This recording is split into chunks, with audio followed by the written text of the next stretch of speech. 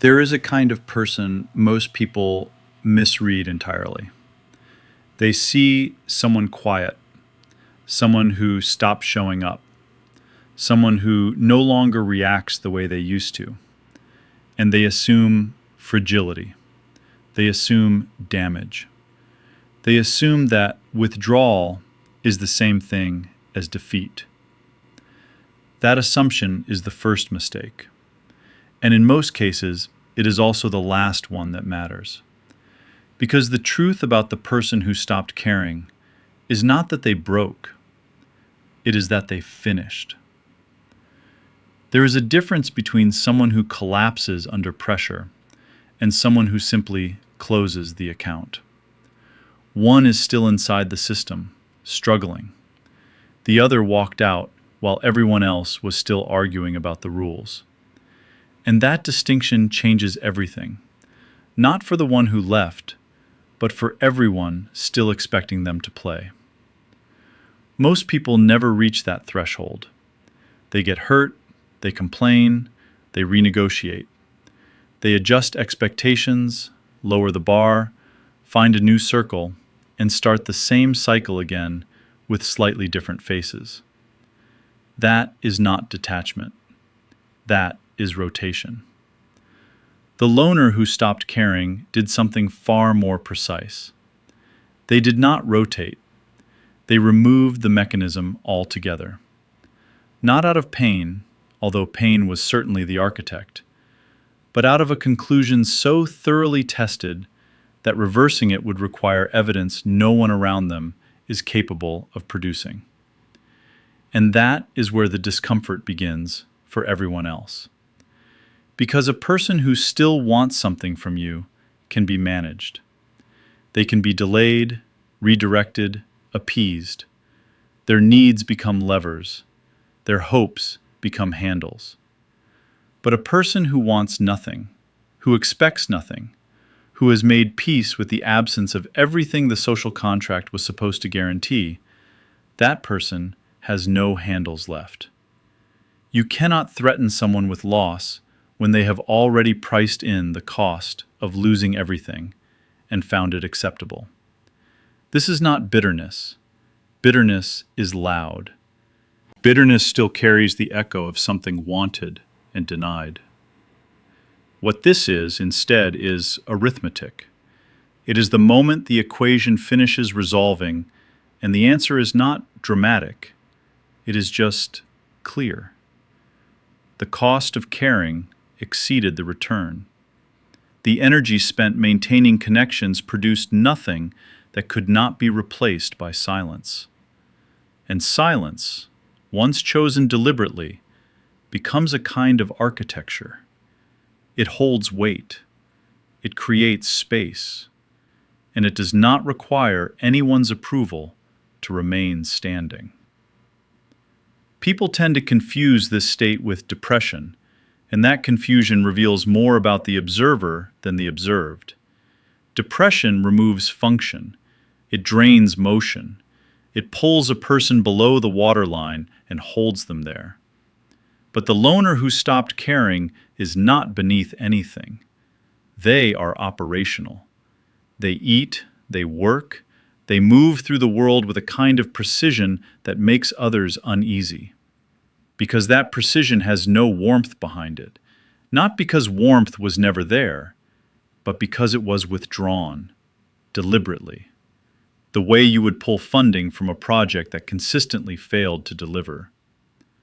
The real danger, the one the title warns about, is not that these individuals are hostile. It is that they are immune. Immune to guilt, because guilt requires a sense of obligation, and obligation requires belief in a shared agreement they no longer honor. Immune to social pressure, because pressure only works on those who fear exclusion, and exclusion is not a threat to someone who chose exile before anyone could offer it. Immune to manipulation, because every lever of manipulation depends on something the target values, and this person has systematically devalued everything external enough to make leverage irrelevant. There is a moment in every long relationship, every friendship, every social structure, where a quiet person stops arguing. Most people interpret this as agreement. They interpret it as surrender. They move on, satisfied, believing the silence means compliance. But silence after a long argument does not always mean the other person agreed. Sometimes it means they made a decision so final that explaining it felt like a waste of language. And by the time the people around them notice the difference, weeks or months or even years have passed, and what they are looking at is not a change in progress, it is a result. The shift already happened. The bridge is not burning, it burned. The ash is cold. That is what "it's already over" means. It is not a warning issued in advance. It is a description of something completed. The person sitting across from you, calm, composed, unbothered by the chaos you expected to destabilize them, did not just arrive at this state. They lived through every reason to stay, exposed each one to scrutiny, and watched them all fail the test. What you are witnessing now is not the crisis. It is the aftermath. And the aftermath is always quieter than people expect. This calm is what unsettles others the most. Not anger, not resentment, not even coldness. Just a steady, functional neutrality that refuses to perform. Because most social environments are built on performance. You perform interest, you perform loyalty, you perform concern. And when someone opts out of the performance entirely, not with a dramatic exit, but with a gradual dimming of participation, the system does not know how to categorize them. They are not an enemy. They are not an ally. They are simply no longer a participant. And non-participation, in a world that demands engagement as proof of belonging, is the most disorienting posture anyone can adopt. What makes these individuals genuinely formidable is not strength in the traditional sense. It is the absence of exploitable need. Every structure of influence, whether personal or institutional, operates on the assumption that people want something: approval, safety, status, connection. Remove all four, not through denial, but through honest reevaluation, and what remains is a person who cannot be moved by the usual forces. They are not defiant. Defiance still implies a relationship with the thing being resisted. They are simply outside the radius. And operating outside the radius means that none of the tools designed for those inside it apply anymore. There is something important to understand here, though. This is not a celebration of isolation. It is not a manifesto for emotional shutdown. It is a recognition of a process that occurs in certain individuals when every attempt at connection, trust, or reciprocity has been met with enough consistent failure that the rational mind steps in and overrides the emotional one. Not with cruelty, with efficiency. The heart wanted to keep trying. The mind reviewed the data and intervened. And the result is not a broken person.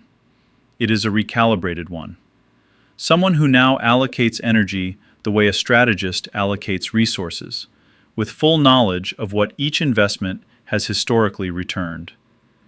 The people who should be most cautious around this type of individual are the ones who once benefited from their willingness to care. Because that willingness was not infinite. It was a budget. And every unanswered gesture, every dismissed effort, every act of loyalty met with indifference or exploitation was a withdrawal from that budget. No one announced when the balance hit zero. No one sent a notice. The account simply closed. And the person standing in front of you now, calm and unreachable, is not withholding something they still have. They are simply no longer offering what was already spent. This is why it is already over before most people realize anything changed. The loner did not leave in a spectacle. They left in a series of micro-decisions, each one so small it was invisible to everyone except the person making it. One fewer call returned, one fewer invitation accepted, one fewer argument engaged, until the pattern became the structure, and the structure became permanent. Not because they wanted it to be, but because nothing arrived at any point compelling enough to reverse it. And so the final truth, the one that most will resist but few can refute, is this: the loner who stopped caring is not waiting for someone to pull them back. They are not hoping to be understood. They are not leaving a door open. They reached a conclusion, tested it against every instinct that told them to stay, and found the conclusion stronger. That is not tragedy. That is resolution. And resolution, once it settles into someone who spent years arriving at it, does not bend. It does not negotiate. It simply holds, quiet and absolute, long after everyone else has stopped paying attention. By then, of course, it no longer matters who notices. That is the point.